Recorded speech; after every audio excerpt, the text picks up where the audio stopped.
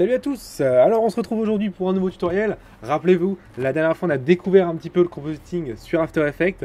Aujourd'hui on attaque vraiment le vif du sujet, si je puis dire. On va attaquer vraiment nos rendus, nos rendus d'animation. On va venir les compositer et voir un petit peu ce que ça donne. Mais avant toute chose, comme d'habitude, je vous rappelle que qu'en allant sur le site de motion-live.com, eh bien, dans la section formation ici à gauche, vous avez accès à absolument, comme vous le voyez ici, tous les cours qui ont été créés depuis le début par Motion Live. Et ce qui est encore plus intéressant, c'est que comme vous le voyez, ils sont rangés par logiciel, d'accord? Donc chaque icône représente un logiciel, et regardez, si je clique sur un logiciel, et bien là, vous voyez que dans la playlist qui vient de s'afficher, j'ai une liste de tous les cours qui ont été effectués sur ce logiciel, et le plus beau, c'est qu'ils sont dans l'ordre d'une production classique. Ce qui veut dire qu'il n'y a pas moyen de sauter une étape, de se tromper, d'être perdu, parce que tous les cours se suivent, et tous les cours sont dans l'ordre d'une production classique qu'utilisent tous les studios du monde. Donc vous apprenez vous apprenez à travailler sur un pipeline qui est professionnel, et en plus de ça, vous ne pouvez pas vous perdre. Donc ça, c'est vraiment parfait, c'est gratuit, donc n'hésitez pas à aller voir, ça vous permettra de mieux comprendre, mieux apprendre. Mais la partie la plus intéressante de ce site, elle est ici. Elle est ici, c'est la partie où il y a écrit « Je m'abonne ». D'accord? Donc si vous vous abonnez, en fait, ça vous donne accès à deux choses vraiment hyper bien. La première, c'est de recevoir par mail tous les cours qui sortent en avant-première. D'accord? Vous les recevez une semaine avant tout le monde. Et en plus de ça, quand vous les recevez par mail, vous ne pouvez pas les rater. D'accord? Donc vous ratez aucun cours et en plus vous les retrouvez avant tout le monde. Donc ça, c'est hyper intéressant. Et la deuxième chose offerte à ceux qui s'abonnent, c'est la possibilité d'avoir accès à toutes les scènes télécharger. Donc je mets mon adresse mail, par exemple, je dis que je suis abonné, et là regardez, j'ai accès au téléchargement d'absolument toutes les scènes des cours de Motion Live. D'accord? C'est vraiment hyper intéressant, quoi. Ça veut dire que vous téléchargez la scène, vous regardez avec votre scène, il suffit de comparer les deux pour voir où est le problème. Vous ne pouvez plus être bloqué par un souci que vous ne comprenez pas. Il suffit de regarder la scène et de comparer. C'est vraiment hyper important, ça va vous aider un maximum. Et en plus, c'est gratuit, donc pourquoi ne pas en profiter? Je vous invite à le faire dès maintenant si vous ne l'avez pas encore fait. Et on se retrouve juste derrière. Alors, on est sur After Effects. D'accord, et on va venir faire les réglages de base qu'on a fait la dernière fois. Donc, je reviens pas dessus. Si vous n'avez pas vu la vidéo, je vous la mets en haut à droite pour que vous puissiez aller voir. Donc, simplement, vous allez ici, mettre 16 bits. Ici, sRGB. Vous travaillez en espace de travail linéaire et on est parfait. On peut déjà sauver notre scène avant tout importer. D'accord? Donc je la. Ok, ma scène est sauvée. On peut commencer à importer mes éléments. Donc pour importer, rappelez-vous, on double-clique dans la fenêtre de projet et on vient chercher notre séquence de XR qu'on a créée avec notre rendu Arnold. Donc pour ça, vous allez simplement chercher votre séquence, d'accord? Donc là, je suis dans ma séquence et je n'ai qu'à cliquer sur la première image de la séquence et After Effects va me détecter automatiquement la séquence d'images qui suit. Vous pouvez avoir plusieurs séquences d'images dans un dossier, pardon, ça ne va poser aucun problème à After Effects.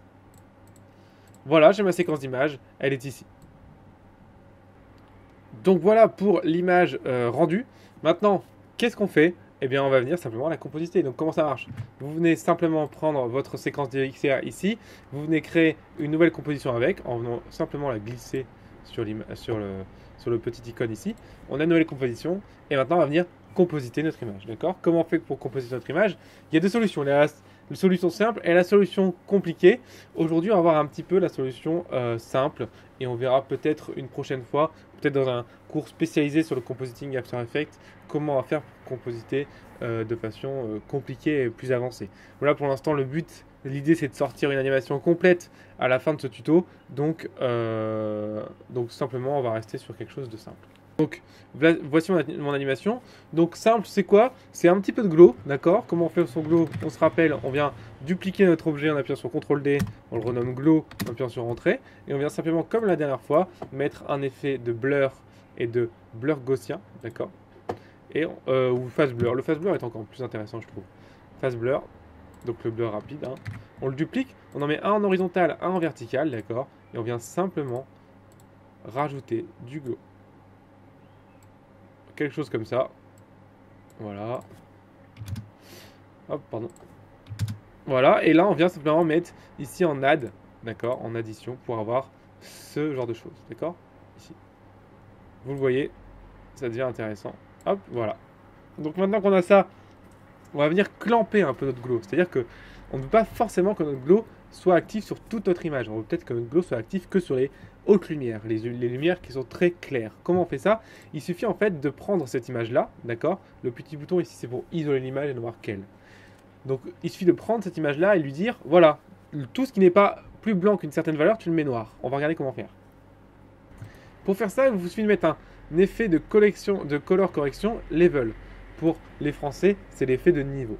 D'accord? Vous mettez cet effet de niveau au-dessus des deux flous accélérés que vous avez fait et vous allez venir simplement ramener cette aiguille là, ce pic ici. Et ça sert à clamper les noirs. Donc c'est à dire que tous les noirs qui seront en dessous de la valeur 1799 seront noirs. D'accord? Ah, on a dit quoi? Que je voulais que les hautes lumières. Voilà. Là, je n'ai que les hautes lumières. Vous voyez. Je peux venir augmenter les hautes lumières si je veux. D'accord? Là, ça vient clamper mes hautes lumières. C'est la même chose. Et une fois que c'est ça, je reviens faire mon flou. Tac, tac. Hop, et voilà. Et là, on a une haute lumière, comme vous voyez maintenant, que sur les hautes lumières. Et c'est ce qui se passe en vrai, on a des flous que sur les hautes lumières. Ok, notre alien étant, on va dire, là, clairement, sur ces images-là, il y a un peu trop de glow. Donc, on va baisser un peu le glow, on va mettre 50%. Voilà, on est mieux. Ok. Le deuxième truc à faire quand on fait du compositing 3D, ça va être de venir rajouter ce qu'on appelle du flou de mouvement. En fait, le problème ici avec les rendus 3D, c'est qu'on a peu de flou de mouvement, si ce n'est pas du tout en fait, quand ça sort image par image. Alors on peut rajouter de flou de mouvement dans le moteur de rendu. Le problème c'est que c'est très lourd à gérer et que ça n'a pas grand intérêt parce qu'on peut le faire en post-prod et c'est presque du temps réel. Donc comment faire ça? Pour faire votre flou de mouvement, vous allez simplement venir chercher votre image ici et prendre le tout et vous allez tout précomposer. Donc pour précomposer, vous faites CTRL-SHIFT-C et ça fait une précomposition. Qu'est-ce que c'est une précomposition? En fait, c'est un dossier où il y a vos deux objets dedans. Vous voyez, je double-clique dessus, je rentre dedans. Je vais l'appeler ici Compo avec Glow, d'accord? Et donc ce dossier où il y a tout ce que je viens de faire, lui, je vais mettre un effet de motion blur. Alors, dans After Effects, pour faire du motion blur sur de la 3D, on utilise l'effet qui s'appelle Time ici et Pixel Motion Blur. En français, c'est temps et flou de mouvement des pixels. Donc ça fait quoi? En fait, After Effects va essayer de calculer des images intermédiaires à chaque frame qui ont été calculées en 3D et il va en calculer ici le nombre que vous mettez. Si par exemple je mets 8, il va calculer 8 images intermédiaires entre chaque image et il va venir faire des flous. Regardez, on les voit les images là.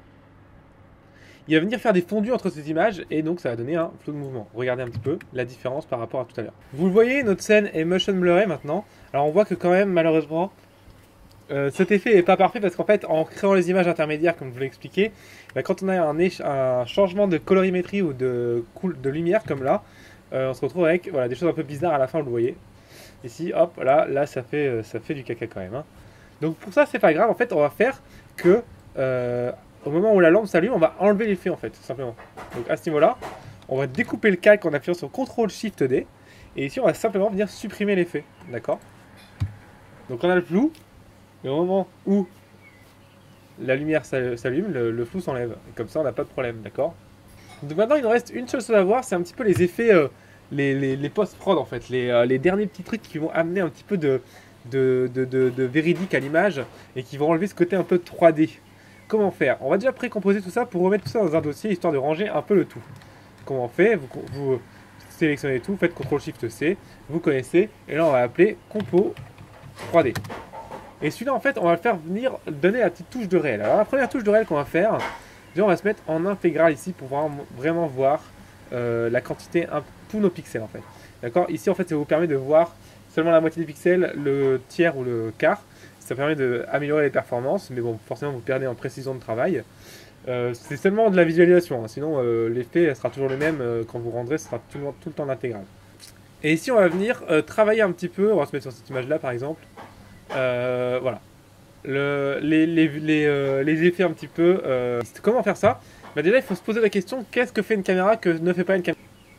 La première chose, c'est la distorsion de focale. Alors, on va regarder ce que c'est un petit peu. Voilà. La distorsion de lentille, d'accord? C'est ça, ici. Là, on le voit bien. C'est ça, là. Ce genre de choses. Le fait que ce soit arrondi au bord. C'est utiliser cet effet sur notre image. Là, on le voit très bien là. Distorsion sans distorsion. Vous le voyez? Donc ça, naturellement, une caméra le fait et c'est très important de comprendre comment ça marche.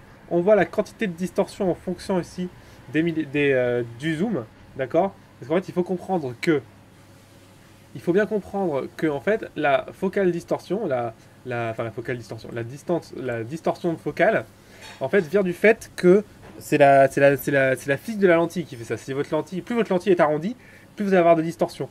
Et en fait, pourquoi on a les lentilles arrondies? Mais en fait, c'est plus les millimètres sont petits, d'accord? Plus vous avez un zoom qui zoome très peu, en fait, si vous avez un 10 mm par exemple, vous avez quelque chose avec un angle très très large et vous allez avoir quelque chose de très arrondi, très distordu. C'est ce qu'on appelle un petit peu aussi dans le jargon, on va dire l'effet GoPro. Parce que le GoPro, c'est un très très grand angle. D'accord? Alors, je ne vais pas faire un cours de photographie ici, mais c'est bien pour vous expliquer. Ici, sur notre image, au contraire, on n'est pas du tout sur un grand angle. On est sur une image avec un angle relativement très serré. De mémoire, j'avais fait du 150 mm sur celle-ci. C'est pas très important. Mais le fait est que comme on est sur un 150 mm, enfin sur quelque chose d'assez serré, on aura relativement peu de distorsion, mais il y en a quand même, il y en a toujours un petit peu quand même. D'accord? Donc il faut toujours un petit peu remettre, donc là on va mettre un petit peu.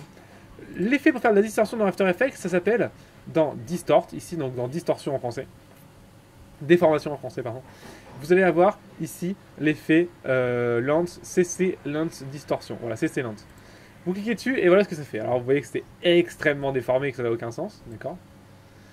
Donc ici en fait on va pouvoir gérer un petit peu la distorsion, d'accord, la convergence ou la divergence. Nous on veut de la convergence, d'accord? On va toujours faire de la convergence, nous. Et là, vous allez voir la taille.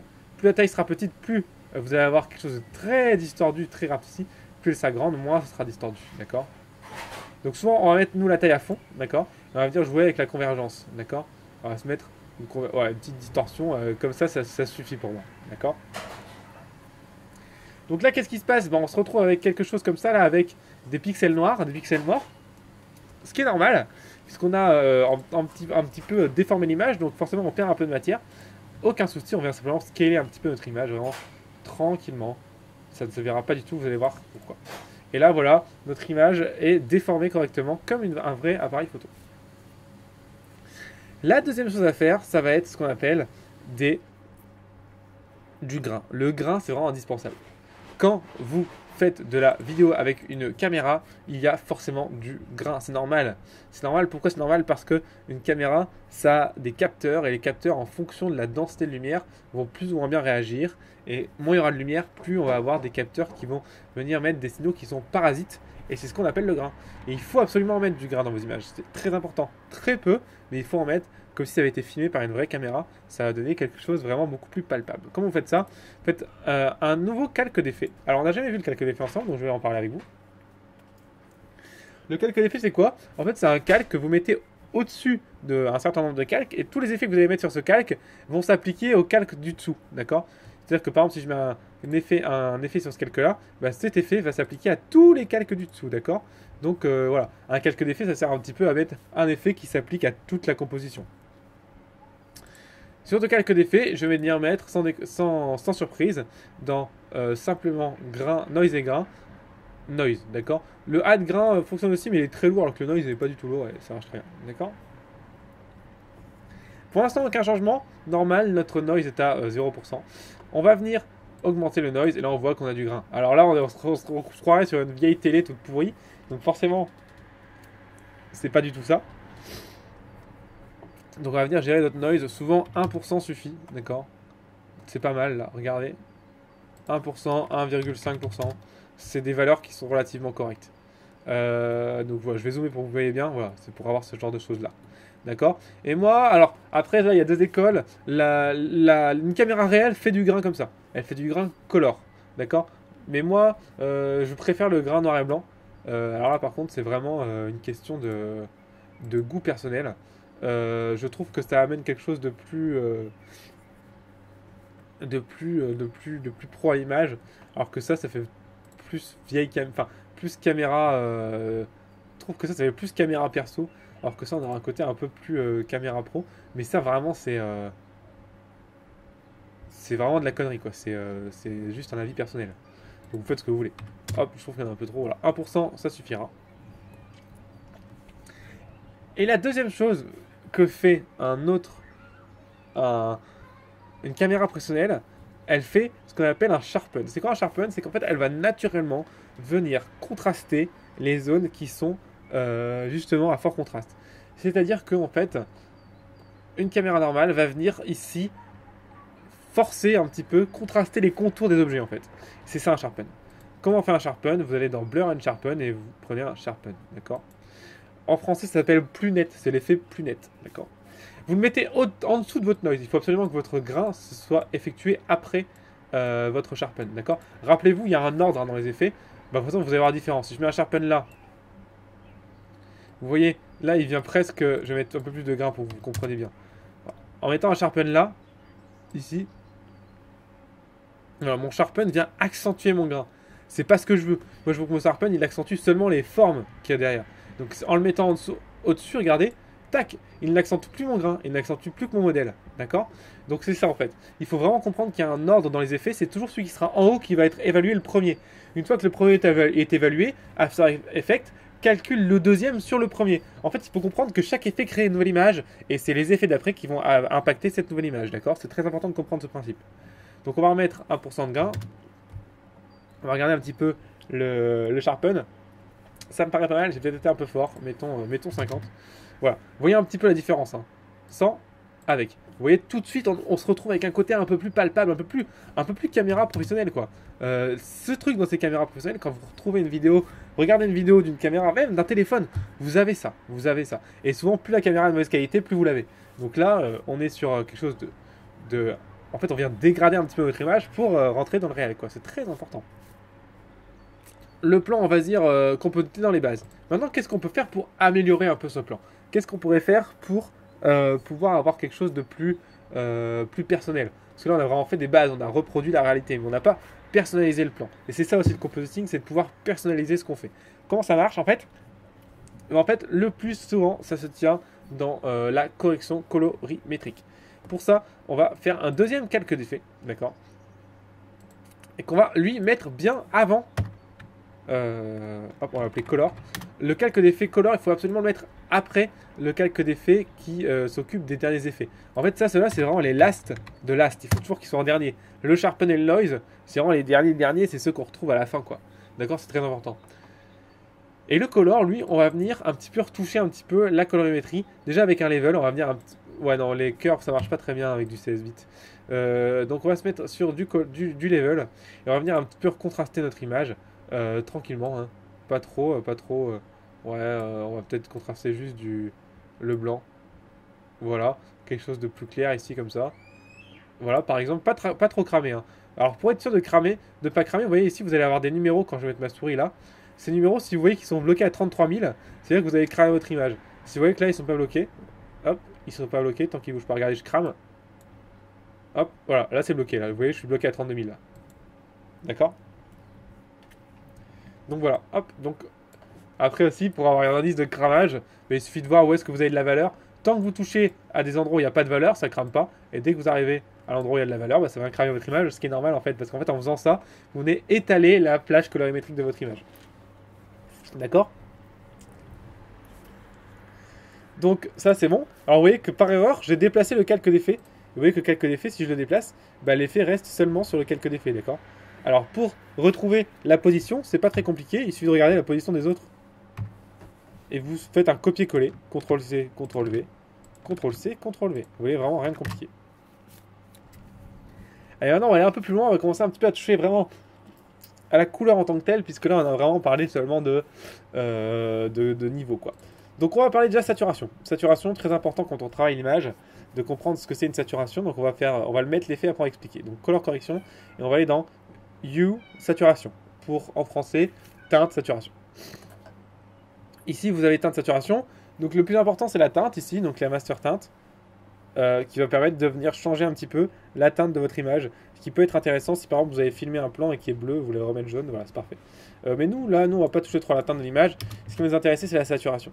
La saturation, c'est quoi? C'est le fait que les couleurs soient contrastées entre elles. D'accord? Plus c'est saturé, plus on va avoir les couleurs. Moins c'est saturé, plus on aura un côté noir et blanc. D'accord? Donc nous, on va plutôt venir désaturer.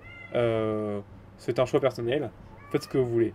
Vraiment, faites ce que vous voulez. C'est de l'esthétique personnelle. Là, on fait ce qu'on veut en fait. C'est vraiment ça qui est sympa. Et après, on va venir voir un dernier effet qui est très important, très intéressant, c'est le CC Toner. Le CC Toner, il est vraiment intéressant parce qu'il permet de donner une couleur globale à la scène qui est vraiment très cool. Comment ça marche? Vous mettez ici dans Midtone la couleur que vous voulez donner. Par exemple, moi je veux une couleur rouge. Et en fait, voilà. Tout, en gros, le CC Toner va décomposer l'image en 3 couleurs, en noir, en rouge et en blanc. D'accord? En fait, il désature déjà hein, le CC Toner. Donc, je vous ai parlé du saturation parce que c'est un effet important qu'on utilise souvent. Mais on n'est pas obligé d'utiliser ici. Là, ici, on peut vraiment utiliser seulement le CC Toner pour pouvoir désaturer. Parce qu'en fait, en faisant ça, on divise seulement en 3 couleurs. Donc, on désature du côté, tout côté du rouge. Quoi. Donc, regardez, si je mets du gris ici, hop, bah, j'ai un noir et blanc. Tout simplement, j'ai un noir et blanc. D'accord? Pour bien que vous compreniez. Donc, moi, je vais venir mettre une couleur un peu jaune caca pour donner un côté un peu film ancien aux anciens aliens. Voilà, un truc comme ça. Et ici, vous avez le pourcentage. À 100, il n'existe pas. À 1, il existe. Je vais le mettre à 70. Voilà, pour avoir un peu. Hop. Ouais, c'est pas mal. Voilà un petit peu pour ce qui est de la couleur. Allez, on va parler du dernier effet. D'accord? Et on aura terminé. Le dernier effet, c'est quoi? C'est la distance focale. Effet très important, très pratique. À quoi ça sert? En fait, dans la vie, quand une caméra fait le point sur un élément, ce qui sera devant et ce qui sera derrière sera flou. Plus ou moins important en fonction de l'objectif, mais tout ne sera jamais net en fonction de la profondeur. Ici, dans mon image, tout est net, et ça ne va pas. Il faudrait que mon alien soit net et que le reste soit flou. D'accord? Alors comme là, tout est gris, ça se voit pas tellement. Mais bon, je vous l'apprends quand même, je vous le montre quand même au cas où pour les prochaines fois. On va créer ce qu'on appelle un autre calque d'effet. Ici, on va venir le mettre en dessous de la couleur. D'accord? Il faut vraiment lui, il doit seulement agir sur la compo 3D. On va d'ailleurs cacher les deux autres. Maintenant, ce calque d'effet, je vais l'appeler blur. D'accord? Même focus blur, puisque c'est un calque d'effet qui va faire un blur sur le focus. Je vais venir mettre un effet très intéressant d'After Effects qui s'appelle dans Blur le CC Camera Lens Blur. Le Camera Lens Blur, c'est en fait un blur qui reproduit le flou de lentille d'une caméra. C'est dingue, c'est exactement ce qu'on veut, c'est parfait. Alors, je ne vais pas rentrer en détail dans tous les effets, juste en expliquer quelques-uns. Le blur radius, c'est la quantité de flou, d'accord? Si je le mets à 50, on a un flou qui devient énorme. Alors, pour travailler avec cet effet est assez lourd, donc je vous conseille de vous mettre en un quart, ça sera plus pratique. D'accord? Ici, on a le Repeat Edge Pixel qui est très intéressant, ça évite d'avoir ces bandes noires sur le côté ici, très intéressant. Et après, globalement, c'est tout, quoi. Le seul truc qu'on va revoir aussi ensemble, c'est ce paramètre-là, le roundness, qui permet en fait d'avoir des bokeh ronds ou des bokeh hexagonales. D'accord? Là, ils sont hexagonales, on va les faire ronds. Donc, quand c'est à 100%, les bokeh sont ronds. Et après, vous avez le ratio des bokeh, d'accord? Alors, sur les appareils photo normales et sur les petites caméras, c'est des ratios qui sont à 1. Sur les gros objectifs qui coûtent très cher, on va être sur des ratios à 0,5. On va prendre un objectif qui coûte cher, ça ne coûte pas plus cher à nous, et ça fait des images souvent plus jolies. Vous voyez, ça donne ce genre d'effet un petit peu arrondi, très intéressant. Et maintenant qu'on a fait ça, en fait, là, vous voyez que toute notre image est floue. Ce qui serait sympa, c'est d'avoir que notre alien flou, que notre alien net et le reste flou. Comment faire ça? On va lui donner ce qu'on appelle une map de blur. Je m'explique tout de suite. On va créer un nouveau solide, d'accord? On va l'appeler Z gradient, on va l'appeler. Gradient pour dégradé. Oula, je n'arrive plus à écrire. D'accord? Ce gradient, on va faire un generate ici, et on va faire un gradient. Dingue, hein? Donc un gradient de rampe, en français, c'est générer et dégrader. Ici, vous voyez qu'on a un dégradé du blanc au noir. C'est parfait, c'est exactement ce qu'on souhaite. D'accord? On va faire un dégradé du blanc au noir du début à la fin. Sauf qu'on va inverser les couleurs, on va mettre le noir devant et le blanc derrière. Comme ceci. D'accord? Et on va terminer. On arrête, on va mettre le Z gradient juste au-dessus du focus blur, juste en dessous même. Et on va le cacher. D'accord? On va prendre le Z gradient, on va le précomposer. D'accord? Pourquoi je le précompose? Parce que ce que je vais faire après ne fonctionne pas si je n'ai pas précomposé mon calque. Attention, ça ne fonctionne pas dans la version 2015. Dans la version 2017, After Effects a changé ça, ça fonctionne. Mais en 2015, quand on a un effet de gradient sur le calque, ça ne fonctionne pas. Donc il faut précomposer pour, entre guillemets, supprimer cet effet de gradient. Comme ça, là, on a juste vraiment un calque tout seul, comme si c'était une image en fait qu'on avait faite. Quand vous avez des effets comme ça qui bug, des fois dans After Effects, souvent ça vient de là. Précomposez votre image, vous allez voir, ça résout souvent le problème. Ici, on revient dans notre compo 3D, dans notre focus blur, et on va venir ici dans Blur Map, qui s'appelle une map de flou. Et on va venir sélectionner notre focus, notre Z blur gradient. Alors, vous voyez pas vraiment ce qui s'est passé, mais on voit quand même que là c'est moins flou que là quand même. Qu'est-ce qui s'est passé? En fait, After Effects est venu prendre ces informations de couleur pour flouter ou pas l'image. Quand c'est noir, c'est net. Quand c'est blanc, c'est flou. Et ça, c'est vraiment hyper intéressant parce que ça va nous permettre de faire des flous qui vont s'améliorer et s'augmenter au fur et à mesure de l'image. Et ça, ce principe de blur de map, enfin on va dire, sans ce principe d'information de blur, c'est pas possible à faire. C'est hyper intéressant. Alors vous allez voir qu'il est hyper intéressant parce qu'en plus de ça, on peut venir changer un petit peu le blur focal distance. Là, s'il est à 0, ça veut dire que quand la valeur du pixel est à 0, donc quand c'est noir, c'est net. Mais si je dis, non, moi je veux que ce soit à 15 000 par exemple, et bien quand la valeur du pixel est à 15 000, c'est net. Et vous voyez, mon allée est nette seulement aux valeurs du pixel. Je vais pouvoir venir jouer avec cette valeur pour trouver la netteté, vous voyez, sur mon alien, d'accord? Et je vais venir, voilà, me mettre comme ça. Alors bien sûr, je vais baisser mon blur, il est beaucoup trop important, je vais le mettre à 10 peut-être. Et voilà. Et là, on a quelque chose de beaucoup plus réaliste et beaucoup plus cohérent. D'accord? L'œil tout de suite vient accrocher la partie qui est nette. D'accord? Je vais venir me mettre en full pour que vous puissiez mieux voir un petit peu. Voilà. Vous voyez? C'est pas très flou, hein, c'est vraiment juste ce qu'il faut. Un petit peu la queue et c'est tout. On peut maintenant venir activer les derniers petits effets. Et voilà un petit peu notre compo terminé, notre image. D'accord? Je vous fais juste une preview de RAM pour que vous puissiez voir un petit peu à quoi ça ressemble. Et puis après, moi, ce que je vous invite à faire, c'est de faire ça pour les autres plans et de vous prendre un peu la tête sur certains problèmes que vous allez avoir. Et puis nous, on va se retrouver la prochaine fois pour faire du montage, d'accord? Donc globalement, c'est toujours la même chose hein, quand vous faites du compositing. Bon, vous voyez, c'est pas très mal, c'est pas trop mal. Hein.